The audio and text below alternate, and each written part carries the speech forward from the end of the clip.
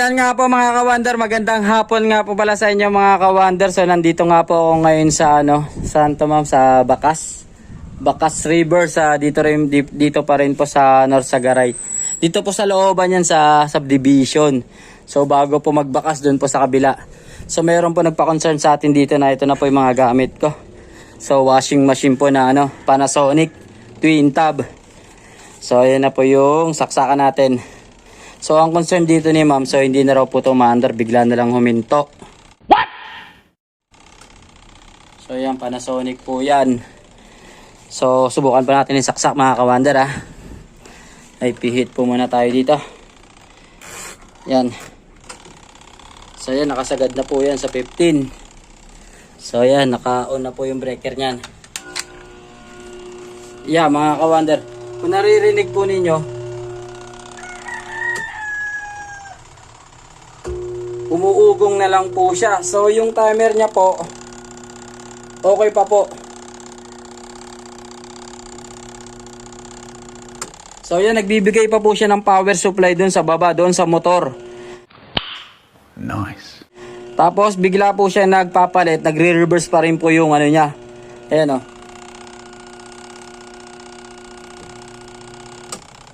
so namamatay po siya after ilang segundo, lilipat po uli siya sa kabila kasi may reverse po to. So, ibig sabihin na ito po yung yung timer neto. Kasi nagbibigay pa siya ng power supply doon sa baba sa motor. So, magche-check po ako doon sa baba sa likod po. So, patayin ko po muna. A few moments later. So, yun na nga po mga ka-wonder. So, kakalasin ko lang po to. 2 tornilyo lang yan mga ka-wonder So, ayan. Yan, tanggal agad. So okay na po yan. So yeah mga ka-wonder, ito na po yung mga wiring. So nakatanggal na po yan, nakatanggal po yung saksak niyan. Ito po yung plug. So ayun po yung capacitor. So kung nakikita nyo po mga ka-wonder, yung capacitor niya parang may namuo. Ayan po, yan. Yan, so nakadikit po yan. Hindi po yan dumi, hindi po yan dumi ng daga, hindi po yan ipinatong lang. So tingin ko bahagi po yan ng plastic ng capacitor. So parang nagkaroon po ng rito, pagputok ng capacitor. So parang sumabog po yung capacitor na ito. So susubukan po natin tanggalin tsaka tignan kung ilan pa yung capacitance ng capacitor. So a-update ko po kayo mga ka-wonder. A few moments later. So yun na nga po mga ka-wonder, so natanggal na nga po natin tong capacitor. So ayan, sabi ko na nga po, so ayan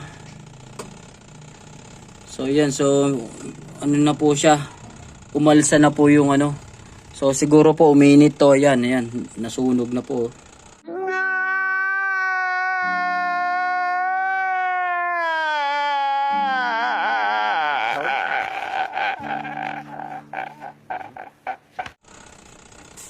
So susubukan po natin na magpalit ng bagong capacitor dito kasi yung wash lang naman ang kino-concern dito ni ma'am para may magamit daw siya. So susubukan po natin na magkabit ng bagong capacitor dito. So may baon po tayo niyan, ayan. 10. Nice. So kabit ko lang po muna. A few moments later. So yun na nga mga ka-wonder, so natanggal na nga natin tong yung sunog na capacitor. So kinabit ko na po yung bagong capacitor ko. So susubukan po natin na mag-testing dito. Kasi po nakakalito po dito sa kay burado na po. What?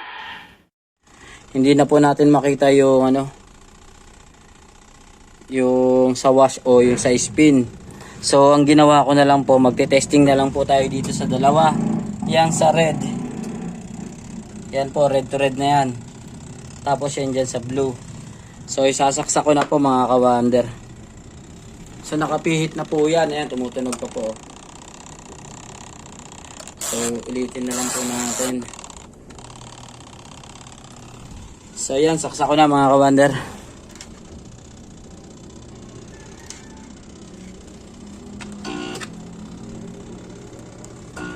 Yan. So yan, umuugong lang siya mga ka-wonder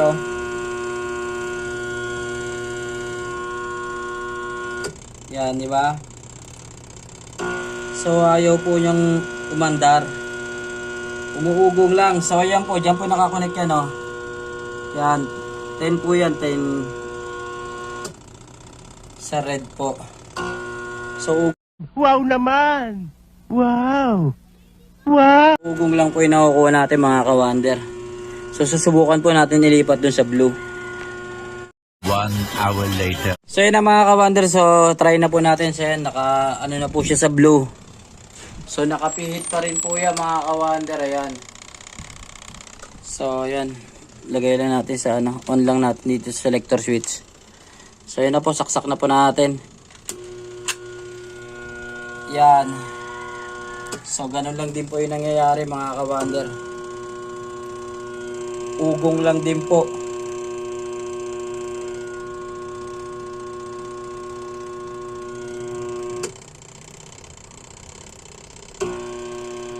Yan, naririnig nyo po mga ka-wonder, di ba?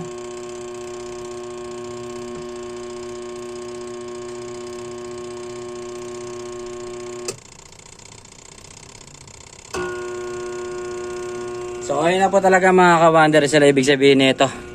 Motor na rin po ito mga ka-wonder. So wala na po ito mga ka-wonder. So patayin ko na po.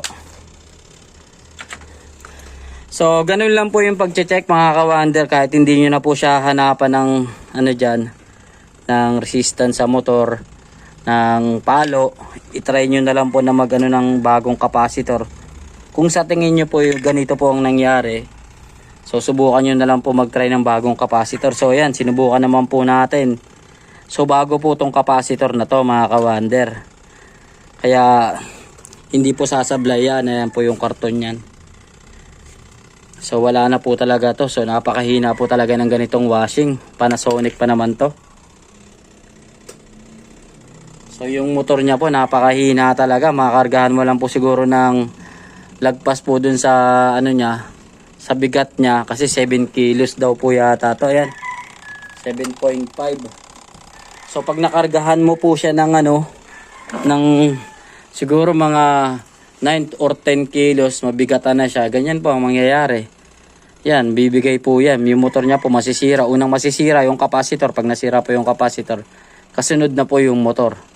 So yan, ganyan po nangyari. Sayang lang po yung pera nyo. Okay.